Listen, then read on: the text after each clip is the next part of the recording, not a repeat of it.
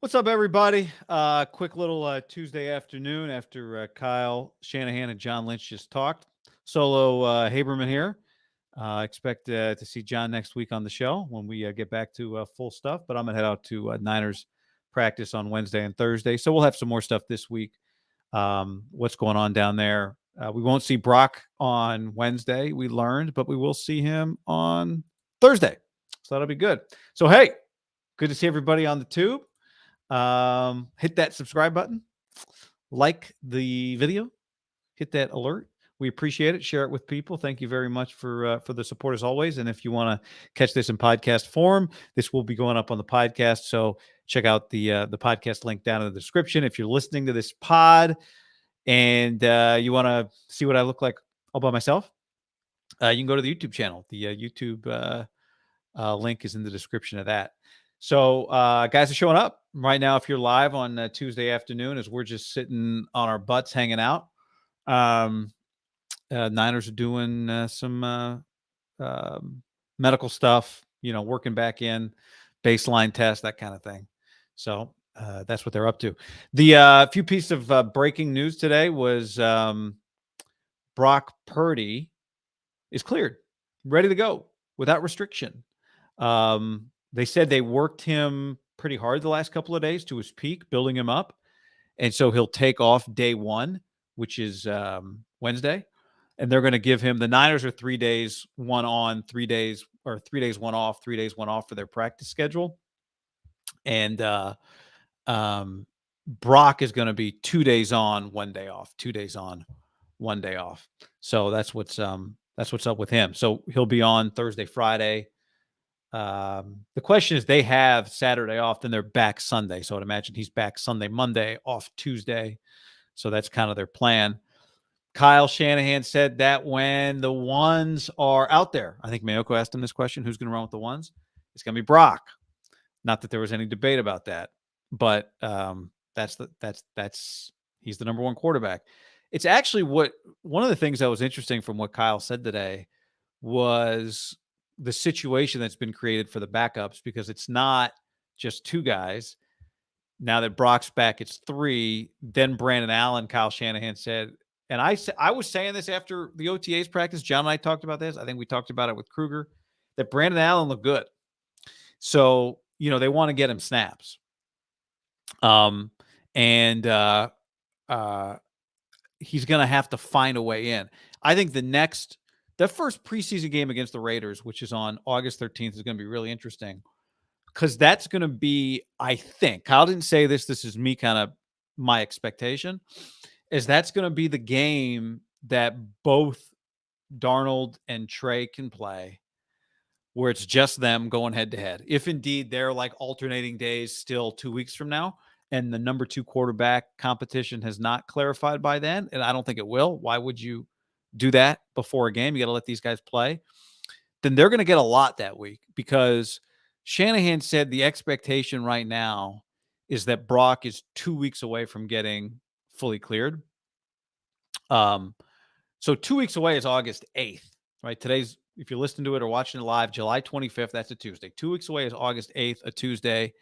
And that is the week leading up to the Raider preseason game. They are joint practicing with the Raiders that week, and then they play the Raiders. You're not going to play Brock Purdy on half a week of practice when he just got fully cleared. I don't think. This is just me guessing here. So I think that week is going to be, and that game is going to be the Darnold, Trey Lance, no Brock there to take any snaps for that game. Like, those guys are going to be able to go at it that game. And then I think the second preseason game is when we see Brock. Definitely by the third preseason game is when you see Brock. But I would expect that those guys at least get that one game with just the 2 of them going at it head to head, and getting a chance with the ones. Like, that's part of it. Are they going to get one of the follow-up questions for Kyle as this thing progresses is going to be one of them. That means Sam, if that's how it plays out, if I'm right, then Sam or Trey is going to get to start the first preseason game with the ones. Is Brock back for the second preseason game? And if so, does that mean one of those guys does not get a game with the ones? Or do they each get to have that opportunity? Because right now they still got to figure it out, but it sounded like what they're going to do is, let's just say Darnold gets reps with the ones on Wednesday. Then Brock is back Thursday, so Brock gets the ones. Brock is there Friday. Brock's off Saturday, but they all are. So then when Sunday rolls around, Brock is back. Then Brock is there Monday. Does that mean then the following Tuesday is when Trey finally gets his chance with the ones? I don't know. That's why I think, Kyle, it's still kind of up in the air. Or do they do some sort of alternation within a practice between Sam and Trey? So there's a lot of quarterback reps out there that they have to account for. Well, I guess there's a lot of guys to create few reps. So that's a tough balancing act for them. And I think Brock being on schedule complicates it a little bit. It was going to be pretty easy to just alternate Trey and Darnold with those 1 reps as they compete, each day like they did in OTAs if Brock wasn't back. Well, Brock's back and Brock's getting the ones. So, it does complicate things for those guys. Hold on. I made everything go away. Trey looks healthier, Kyle Shanahan said, and his feet look better. The Jeff Christensen work. I think Grant asked him a question about his choice of quarterback coach, and Kyle said, we don't dictate who they quarterback work with, which, I don't know. Is that true? I mean, John Beck seemed like a pretty hand-picked 49ers Shanahan guy for Trey to work with initially, but he did say they didn't connect him with Christensen. I said it, another one coming out of OTAs. I thought Trey's motion looked shorter. I know there've been a lot of videos of Trey throwing since then. I'm looking forward to seeing him on Wednesday and Thursday. Not in pads yet, but looking forward to seeing him. The question will be when they get into pads, when they get into a preseason game, when the pressure's on, when he's got to hurry on his third read and he feels like he's got to power a ball in there, does he keep his same tight throwing motion or not? We'll see. Like, that's the test. When he's got to really force a ball in out of the rhythm of a practice, what does he do? But that's what we're watching for. And I'm excited to see it. I did not come out of OTAs extra bullish on Darnold and down on Trey, like I think some of the stories were. So I'm excited to see that competition. I think it's pretty even at this point. I know there was some talk in the chat here, which we'll get to. We'll get to some of your chat questions coming up after I hit a few of these topics. And there was some thought, and I understand it. The reports are, the Niners gave a lot of indications. If you believe the reports, if you think Rap Sheet has a line of the 49ers, if you think Schefter has a line of the 49ers, and I do, I put stock in what those guys say, to think that Sam's ahead, to think that the Niners, when you hear Kyle talk about how hard it is to create reps for everybody when Brock is back, a trade would alleviate that, right? He has 4 quarterbacks when Brock is practicing that he wants to get reps for. He has reps for Brandon Allen. He wants to get them. So, that trade talk, I don't shut that down by any stretch. But if he views them as equal, or if he views Sam as ahead, then it's very real. If he thinks Brock Purdy's healthy, and if he really believes he's got his franchise quarterback, and he believes that Sam Darnold could also be that, then yeah, they have an incentive. Now, I've said for a long time, I'm not going to do this here because we're going to hit on just some of the news of the day, that I would not move Trey unless you get an excellent offer. You're not getting a first. If you got a second, you'd have to do that in a heartbeat. If you got a third, you have to really consider that.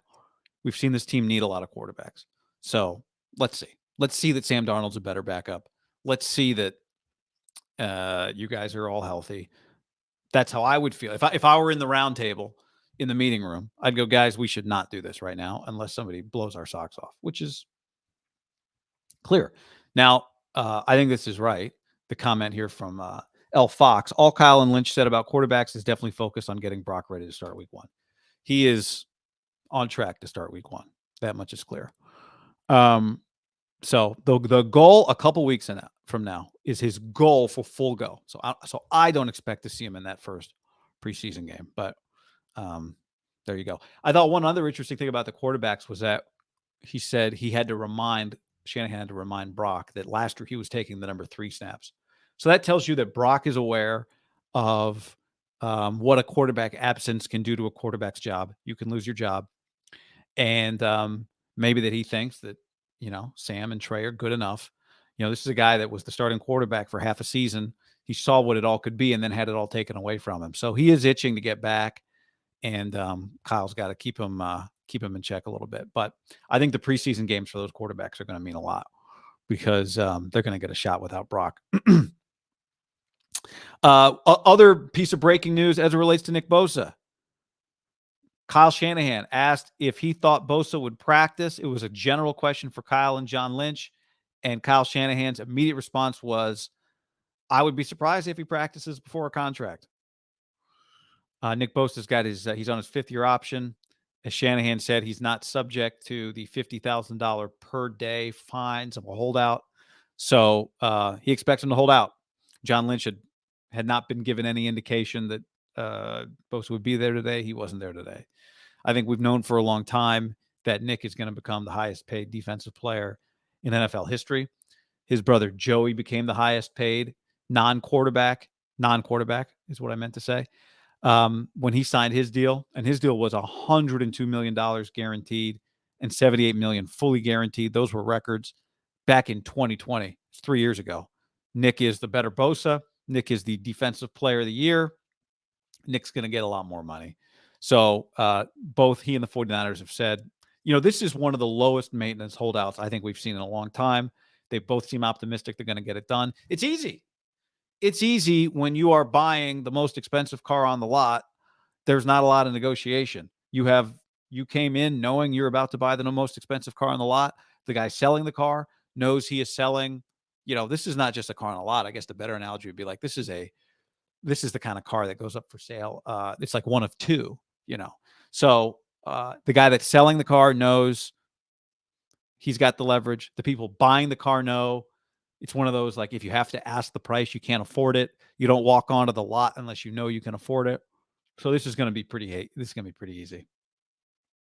It relative to like what sometimes these things are. And the beauty is that that he's fully self-sufficient. Like, there is no doubt that Nick Bosa takes care of himself. And if the Niners don't see his face until the day before the season opener, when he shows up for the day of the season opener, he's going to be good to go. So this is a pretty low maintenance, low drama holdout. And it's going to end with Nick Bosa being the highest paid non-quarterback in the history of the NFL. And unlike in the NBA right now, well, I shouldn't say unlike in the NBA. In the NBA, the Nick Bosas are the superstar, supermax players. Like, if you got to give it to any non-quarterback, he'd be on the short list of guys you pick. You'd pick a couple of the best receivers in the league. You'd pick a couple of the best pass rushers. You'd pick a couple of the best offensive linemen. And, that's probably the list, right? If you put together the short list of guys you would just max out, blank check, he's got to be the highest paid guy that anybody's ever been other than quarterback. He's on the list. So, easy one. What's that number going to be? Well, Bosa got $135 million in 2020. Khalil Mack got $141 in 2018. I mean, this number is going to be the total number, 165. Just guessing. I mean, if 141 was 2018, 170 full guarantees. If it was 102, 120, maybe. That's just ballparking it right now. Jaylen Brown just signed for $304 million. He's an excellent player. He's going to make $70 million in the last year of his contract. Saw that today. Cal Bear, Celtics. Good for him. Kyle Shanahan on Deebo Samuel. Kyle thinks he can get back to his 21 form. He thought Deebo was too hard on himself. Small step back last year, but Deebo made it seem like it was a big step back. Kyle said small step back. Shanahan said 40 days away from the team, and quote, "I've never had a grown man send me so many pictures with his shirt off. He looks good." So Deebo has taken it up a notch. I got to think there's a lot of factors. You get paid, but you're on a team of achievers. I don't know. Maybe Debo's been asked about it. Somebody tell me if he said something. I don't know if he has. I got to think seeing Christian McCaffrey show up and do some of the same stuff that you do in the best possible way has to serve as some sort of motivation. I don't know that Debo needed it or didn't need it, but I got to think when you have somebody on your team who does some of the same stuff you do, I know he's a receiver and McCaffrey's a running back, but there has to be some level of motivation that comes from that. There's got to be just a little like, I want the ball in the biggest spot. He might get the ball in the biggest spot. Like Debo knows what it means to put a team on his back and carry it to the playoffs. He did it. McCaffrey kind of knows too what it means. So Christian's been great for this team. And maybe that's a spot. Now, maybe if you had Debo in an honest moment and say, Debo, has McCaffrey affected you at all? Maybe he'd say no. But I think the best players get pushed by their teammates and are willing to compete and are open to that motivation. So, yeah, that was one of my theories when I heard Kyle say that. Like Debo showing him a bunch of pictures of him with his shirt off. I mean, Debo was there at OTAs. He saw it last year, and we talked to McCaffrey about this. I think seeing McCaffrey practice at OTAs, and he practiced his ass off. Him and Brandon Ayuk were, when I was there for several days, not every day, but several days, Christian McCaffrey and Brandon Ayuk operated at a different speed from everybody else. And part of it with McCaffrey is he just has a different gear than a lot of other guys. But for a guy of his resume to practice as hard as he practiced was eye-opening, honestly a little scary. Like, I'd like to turn down the dial on McCaffrey and practice a little bit. Debo, that's not Debo's MO, which is fine. Like, Debo has proven he's a war daddy, as John likes to say in games. He didn't practice the first day that they were able to practice. He was kind of a day behind, working up to speed in OTAs. But I'll be interested to see. I'm not going to judge like Debo. I know what Debo is like in a game. We've talked about that. But I will be interested to see kind of how Debo practices these next few. This, pads come on. You got to speak. Yeah, I don't want him pushing it too much. But I'll be very interested in this. Comment: Debo looked good working on his route running as well in those videos. Yeah, maybe Ayuk's pushing him a little bit too. A few questions here. Joe says, "Where's Middlekoff?" Somebody else said at the very beginning, I didn't chance. Where's John? I missed John. You guys didn't see the if you missed the if you're yearning, go check out the Kyle Juszczyk interview, which we did, which was very good. I know some of you missed that, so go check that out if you want your fix of Middlekoff. And he'll be back on next week, August 1 or July 31. Is there 31 days this month? But anyway, that's kind of the plan, is post summer to fire things back up at the beginning of August for the show, which is what we're going to do. But if you're just jumping on for the first time in a month here today, I've been doing some morning, some AMs. Will the people tolerate a solo Haberman? So far, mostly the answer has been yes. So that's been inspiring. Thank you. And we'll do some more of that stuff when there's something to be done, and we want to do it. That's the beauty of this. We can just fire up and do it. So that's what's going on here. Let's see, a couple other.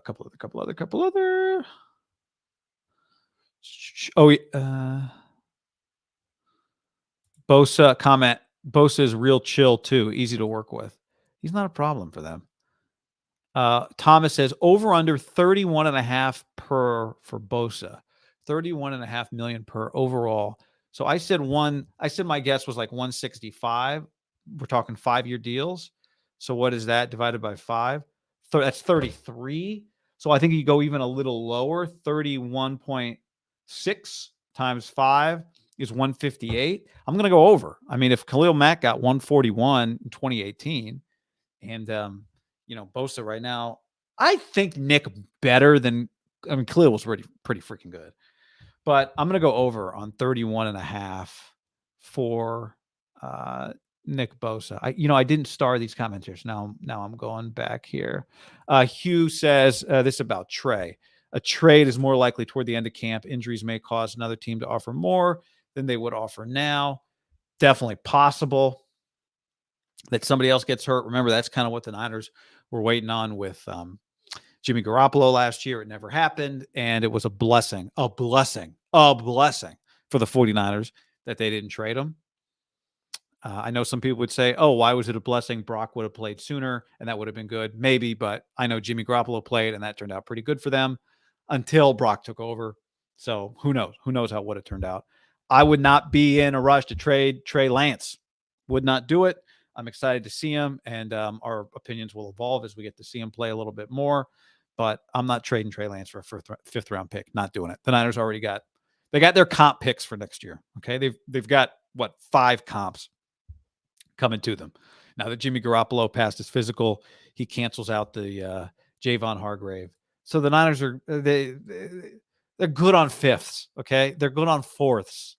Somebody want to send you a second, which I find unlikely, but somebody want to do it, fine. Otherwise, you are a championship contender in a small window. You got safety nets built in at quarterback, a position in which you perennially get guys hurt. So keep those safety nets around at the most important position, unless somebody gives you an offer that you can't refuse. Carlos says, chances are Kyle gets Purdy hurt again this year. He might as well keep all 4 quarterbacks. I mean, I'm at this point, I'm in favor of keeping the 3.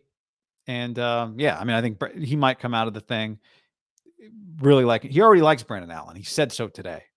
And I support it. I thought Brandon Allen looked good. Now, Brandon Allen is not as talented as Trey Lance is, or Sam Darnold is, for that matter. Not necessarily what Kyle needs. You don't want to get there. You don't want to get to Brandon Allen week 5 when you had Trey Lance on your roster and you traded him for a 5th. Comment.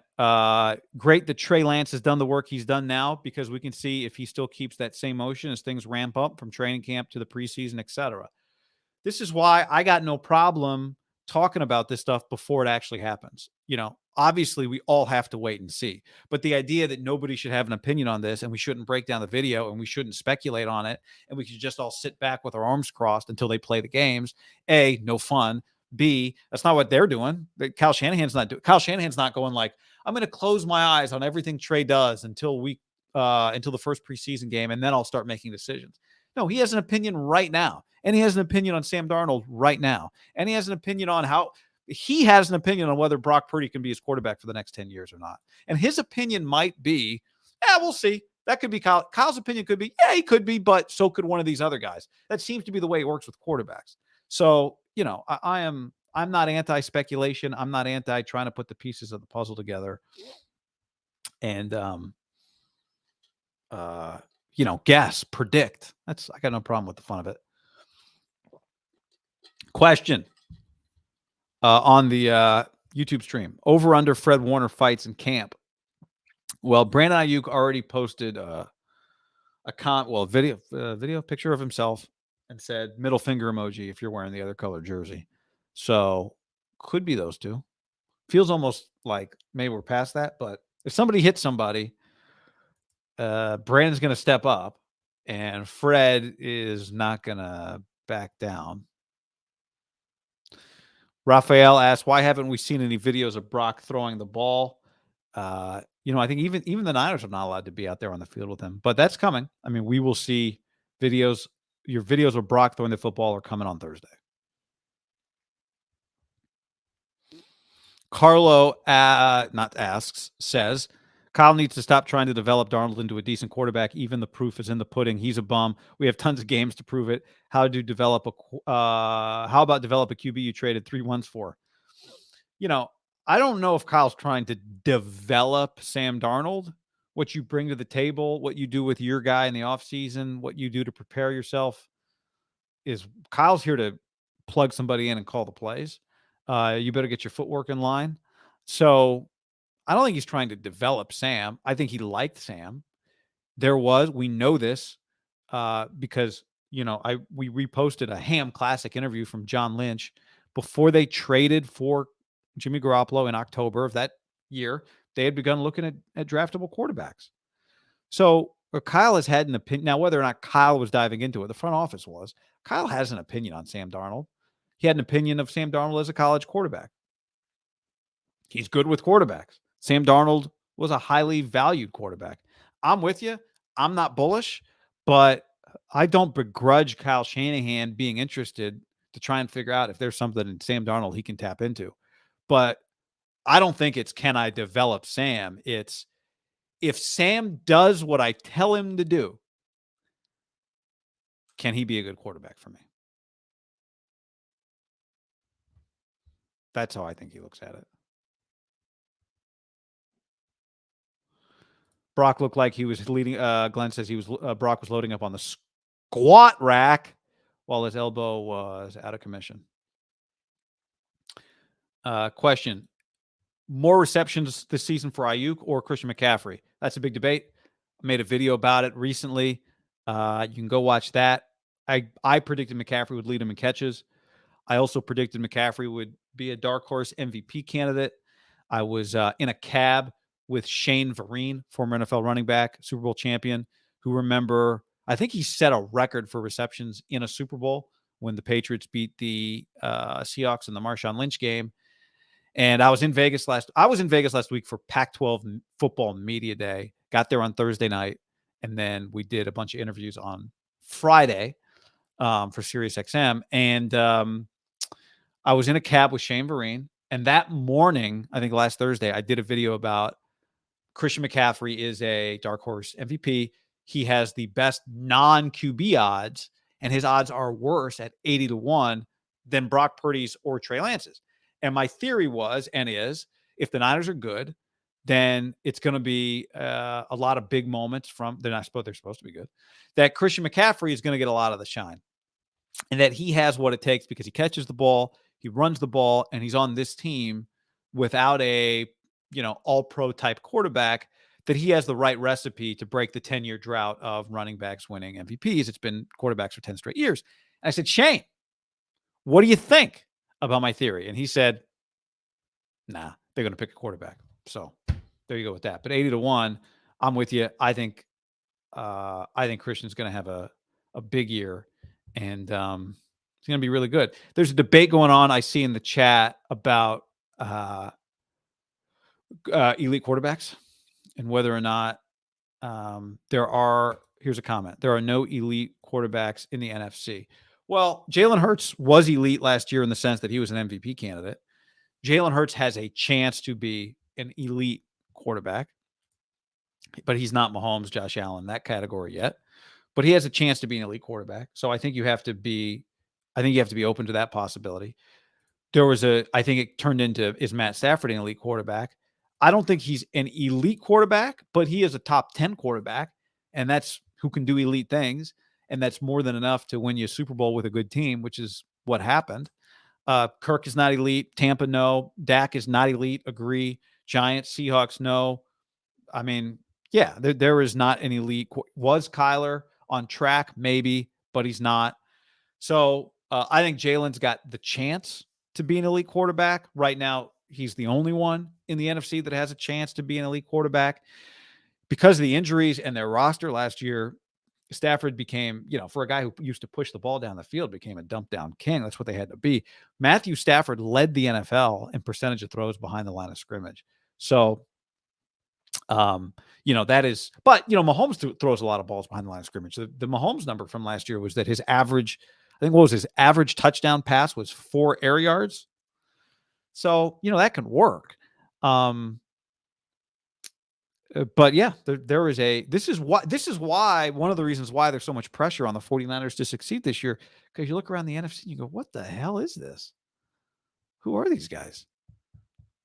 Right? When you compare it to the AFC, where there's, Mahomes, Allen, Burrow, Lawrence, Herbert, Lamar, that's 6, Rodgers, 7. Who am I forgetting? Oh, and they got younger, right? They got Stroud. They got Anthony Richardson. I'm leaving somebody out. Oh, Jimmy G. Deshaun Watson, Mac Jones. So stacked. No, not Justin Fields. Could he maybe one day? Maybe. I mean, he wasn't. I agree. He was not a B quarterback last year. So way to go. I will always read comments like this. Robert, guy has such nice hair. I'm so jealous. It's been a while since I got a cut. Got a haircut coming up on Friday with my guy Laz. Going to see Laz. And I'm looking forward to that because I need to get this thing. Need to get this right. Had a good conversation with Brady Quinn about hair on Thursday night. And it turns out he does what I do, which is the key here. Well, there's a lot of keys, but one is don't be afraid of length. A few tips. Do not be afraid of length. The key to length is asking your barber, if you have thick hair like I do and you want it to sit down nicely, the key is to ask your barber to thin it out with their shears, their thinning shears. And so you can get length. The problem with lengths is, some of you know, if you have, is it gets puffy. And with those shears, you can thin it out a little bit. And that is a big key. It took me a long time to learn that. And then I cocktail 2 products. One is at Axe pomades, like $8-9 at Target. That goes in first, does most of the work, and then a much thicker product comes in second, just a little bit to just kind of hold it without making it, like stiff or whatever. So feel free to ask more questions on that. Happy to talk. Love that topic. Happy to talk about that topic. Comment, we know the Rams are in full rebuild mode and will suck. I am not convinced of that. I would not count on the Rams sucking. I think Sean McVay is like Kyle Shanahan. I know last year they had a 5-win team. Honestly, they should have been worse. So I think McVay is like Shanahan in that I think he's a high floor coach. Doesn't mean you can't have bad years. Shanahan's had really bad win-loss records. But I think he's a high floor coach. I think he's an elite coach. They have some of the best players in the league. So I think they're going to be solid. I don't know if they're going to be a playoff team, but they're going to be a tough out again because they've got good players and they're really well coached. Now they're top heavy, but I think it's foolish to write off the Rams. Off the hamster wheel said Trent is going to retire after the season, 50-50. I think that's a legit take. I don't know if there's a particular reason that off hamster wheel feels that way, but I think that's I think it's something that everybody should be aware of. I'm aware of it. John Lynch kind of asked about it today, said, oh no, he hasn't said that to us. I hope that's not the case. I hope it's true. I mean, he still has good years left. If they were to win a Super Bowl, I think you'd really start thinking about it. But he's also still an elite player. So I hope it's not the case, but it's definitely something I keep in the back of my mind. Trent's got 3 more years in him. Hope so. Comment, Niners don't have a quarterback, but they're sweeping the Rams every year. What does that say about the Rams? I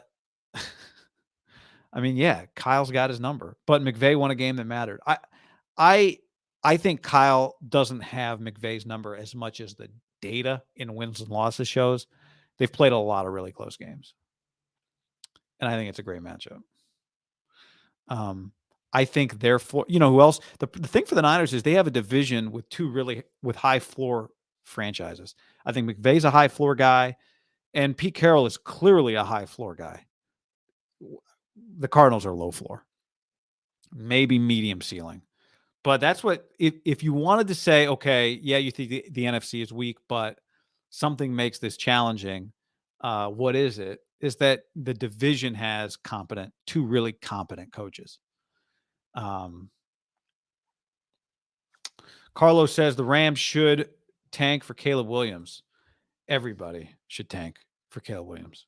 Caleb Williams is the best prospect since Andrew Luck.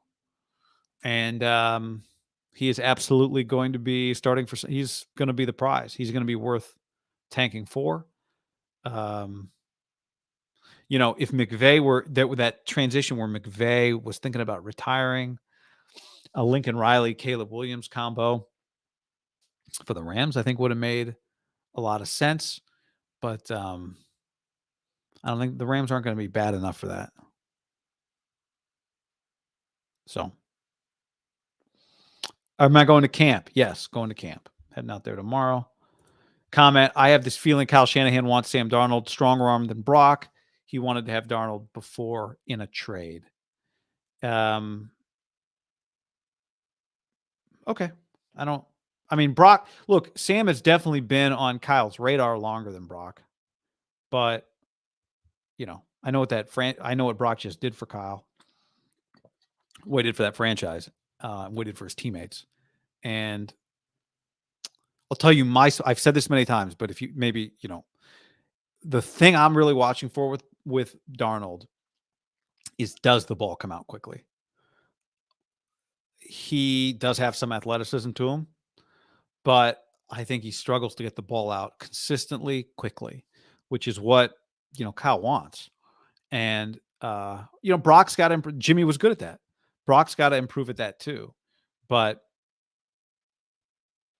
I really question that. I think it is part of what is going to hold him back, what holds him back, and what puts him in a competition. And I think it's part of why he hasn't been consistently a good quarterback, as I think he holds it too long. So, any other comments to get to here? Herbert and Burrow special, yes. Niners will win 6 games in their division alone. Easy 12-13 win team. Okay. I'm not predicting 6-0 in the division. Guy, has anyone ever told you you look like Kevin Burkhardt? No, because Kevin's much better looking than me. Kevin's jawline, like my jawline is deceived. I've had people on the chat say, "Oh, nice jawline." Deceptive. My jawline on this video looks better than it actually. It's actually, this camera angle is good for you. You need the camera a little high, but no, Burkhardt's voice is incredible too.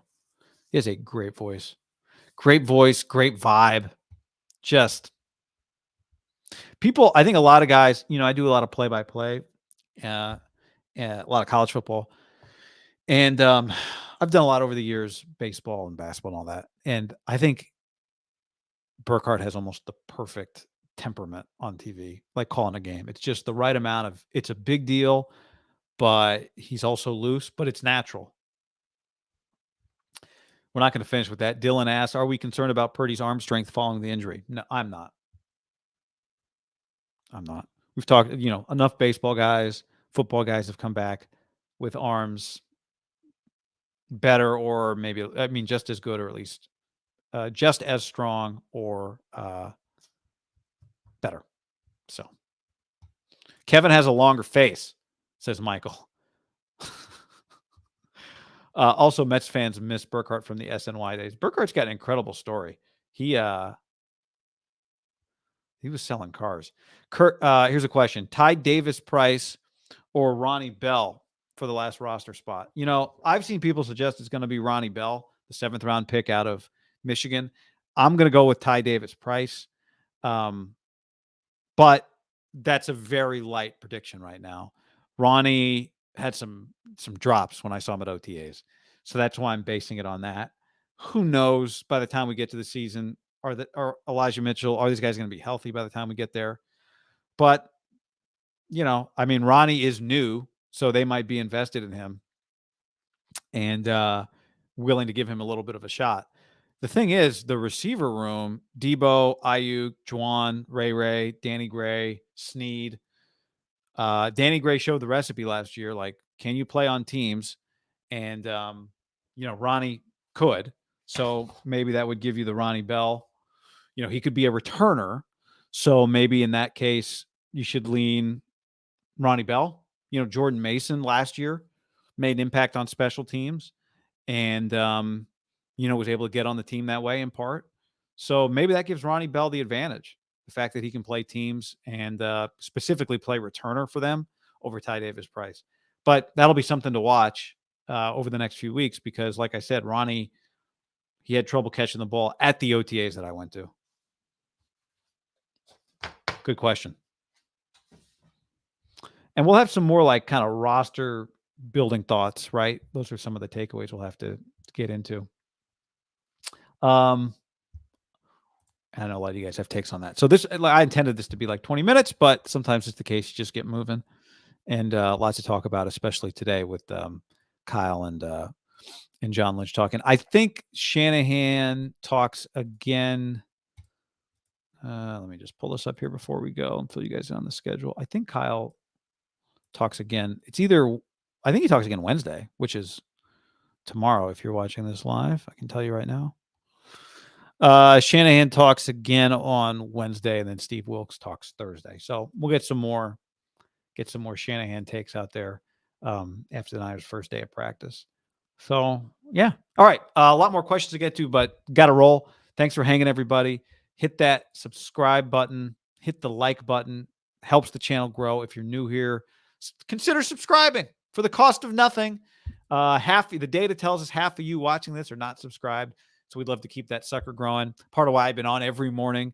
It helps me get my day started, but also did not want to lose any YouTube momentum here before the season starts. So let's keep that sucker rolling. If you missed the Juice interview, go check that out. And also, we'll be, mailbag stuff will matter again soon. That helps the podcast. So easy way to do it. Go to Apple Podcasts, leave us a review, 5 stars. We appreciate that. If you're listening, you can just click it right there from where you're listening from. And if you don't want to do it that way, or if you're not listening on Apple Podcast, email us, promo code ham@gmail.com. It can be anything. And you can get get in mailbag. You get a little more long form than you can in the comments on YouTube. Anyway, so all right, y'all. Thanks for hanging. That's all for today. And we'll have some camp stuff coming up rest of this week, however I can pop it in. And MIDDLEKAUFF's takes will be back on the show next week as well. So, all right. Thanks, y'all.